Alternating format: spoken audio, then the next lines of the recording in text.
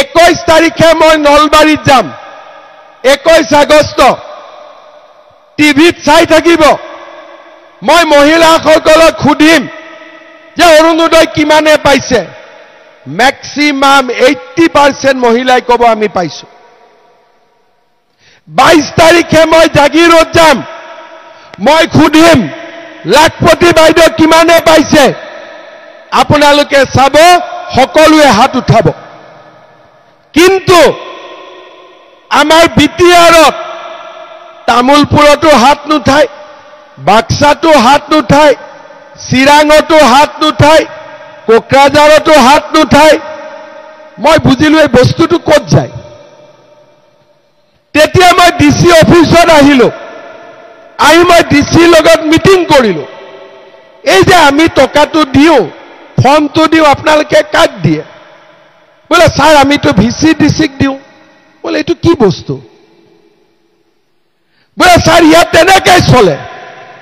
মলো তেনেকে তো নহব আপুনি ফৰ্মটো গৰীব মানুহক দিব লাগিব গৰীব মানুহে পাব লাগিব নিয়ম পৰিৱৰ্তন হ'ব লাগিব আৰু এই নিয়ম কেতিয়া পৰিৱৰ্তন হ'ব যেতিয়া কোকৰাঝাৰত আমি বিজেপিক এবাৰ বহাব পাৰিম ঠিক কথা কৈছো নে নাই মই আজি আমাৰ চিৰাঙৰ ৰুণীখাটা লৰা ছোৱালীক মাকে কাম কৰিবৰ কাৰণে বিক্ৰী কৰি দিয়াৰো ছিকিমত উদাহৰণ আছে কিহৰ কাৰণে যদি ঘৰত অৰুণোদয় পায় চৰকাৰী ৰেচন কাৰ্ডৰ চাউল পায় লাখপতি বাইদেউৰ টকা পায় প্ৰধানমন্ত্ৰী আৱাস যোজনাৰ ঘৰ পায় ছোৱালীক পঢ়াব নিযুত মইনা পায় আৰু টকা নিদিয়াকৈ চাকৰি পায় কোনো মানুহে নিজৰ লৰাক বিক্ৰী নকৰে কিন্তু সেই পৰিৱেশ আজি 22 বছৰ পিছতো অহা নাই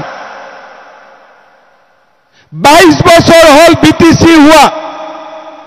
2003 চনত বিটিসি হৈছিল জুন লৰা 2003 জন্ম হৈছিল এতিয়া তাৰ বিয়া কৰিব সময় হল কিন্তু বিটিসিত পৰিৱৰ্তন নহল কৰবাত যদি ৰাস্তা বনাইছে আমি বনাইছো কৰবাত যদি দলং হৈছে আমি বনাইছো কৰবাত যদি মেডিকেল কলেজ হৈছে আমি বনাইছো প্ৰধানমন্ত্ৰীৰ আয়ুষ্মান ভাৰত কাৰ্ড আমি দিছো ৰেচন কাৰ্ডত চাউল আমি দিছো অৰুণোদয় দিব খোজো আৱাস যোজনাৰ ঘৰ দিব খোজো কেতিয়া দিব পাৰিম যেতিয়া দিল্লীত বিজেপি দিছপুৰত বিজেপি কোকৰাঝাৰত বিজেপি মই ঠিক কথা কৈছো নে নাই ঠিক কথা শ্ৰদ্ধা ৰাইজ আমি বহুত দিন অপেক্ষা কৰিলো মই যেতিয়া ইলেকশনৰ মিটিঙত আহো ৰাইজে মোক দুখ কৰি কয় স্যাৰ মামা মাটিৰ কাগজ নাই মামা অৰুণোদয় নাই ঘৰ পোৱা নাই শুনি শুনি মনটো বেয়া লাগে চৰকাৰী চাকৰি টকা নিদিয়াকৈ পাব পাৰে